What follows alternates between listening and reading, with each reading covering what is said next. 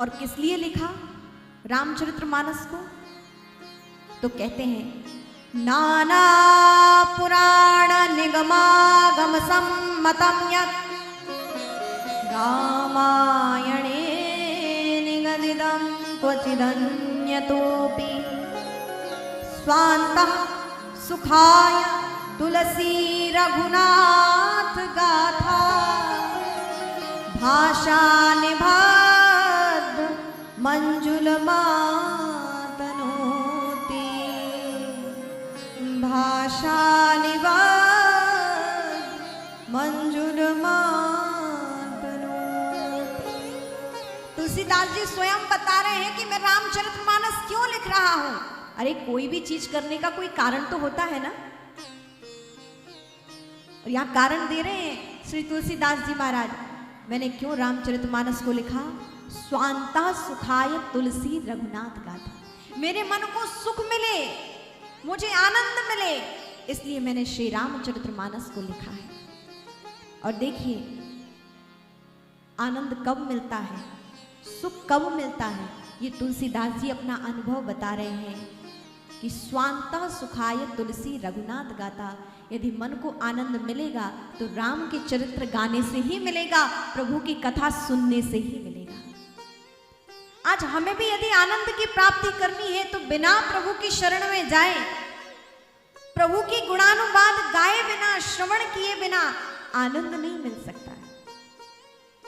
और आज भी यदि हमें आनंद चाहिए तो हम भले ही आनंद के लिए संसार में भटके, कहीं भी भटके, कुछ भी कर लें, लेकिन आनंद तो तभी आएगा जब हम परमात्मा की शरण में जाएंगे या परमात्मा से हम किसी भी प्रकार जुड़ेंगे, कथा के माध्यम से, जप से, ध्यान से, महापुरुषों की संगति से। आनंद तो जीवन में तभी हो सकता है, क्योंकि आनंद का कोई पर्याय नहीं है। आनंद कौन है? ब्रह्म स्वरूप आनंद है। आनंद कुछ और नहीं है, परमात्मा का स्वरूप ही आनंद का रूप है। यदि जीवन में आनंद आप चाहते हैं तो आपको परमात्मा से जुड़ना ही होगा।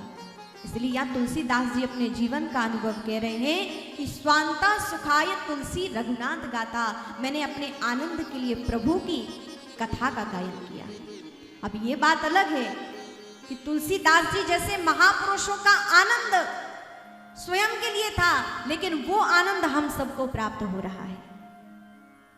और देखिए जब भक्ति कोई संत करते हैं या भक्ति करते करते जो संत रूप में परिणत हो जाते हैं, परम भक्त बन जाते हैं, तो उनकी भक्ति के प्रभाव से सभी प्रभावित हो जाते हैं जो उनके संपर्क में आते हैं। तुलसीदास जी ने रामचरितमानस खुद के आनंद के लिए लिखी, लेकिन जो भी उनके शरण में आया, रामचरितमानस के शरण में आया, उन सबको आनंद मिला।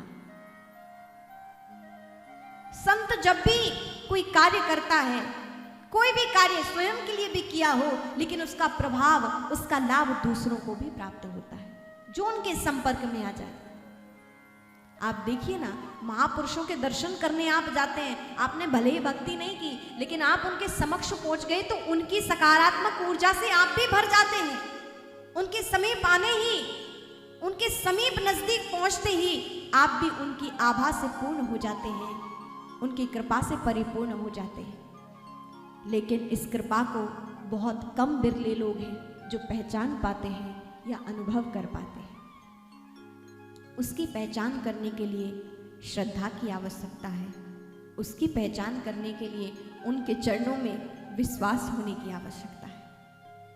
और जब श्रद्धा और विश्वास लेकर आप किसी संत के चरणों में जाते हैं तो वो ऊर्जा, वो आभा, वो दिव्यता आप स्वयं साक्षात रूप में देख पाते हैं और अनुभव भी कर पाते हैं।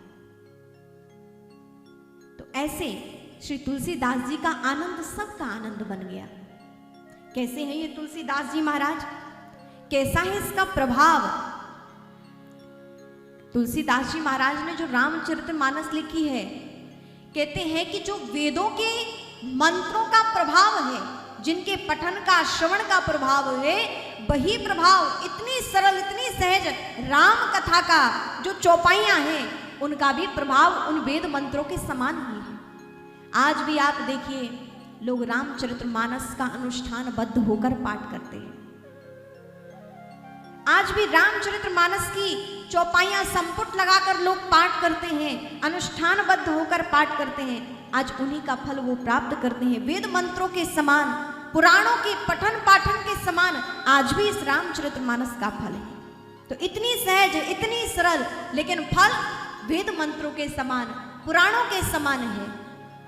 और यदि इतना सब कुछ भगवान ने हमारे लिए सरल बना दिया और फिर भी हम प्रभु की शरण में ना जाएं, भगवान राम के शरणागत ना हो, उनकी कथा को श्रवण ना करें, तो दोष किसका है? प्रभु का या हमारा? क्या कहते हैं आप लोग? हमारा है।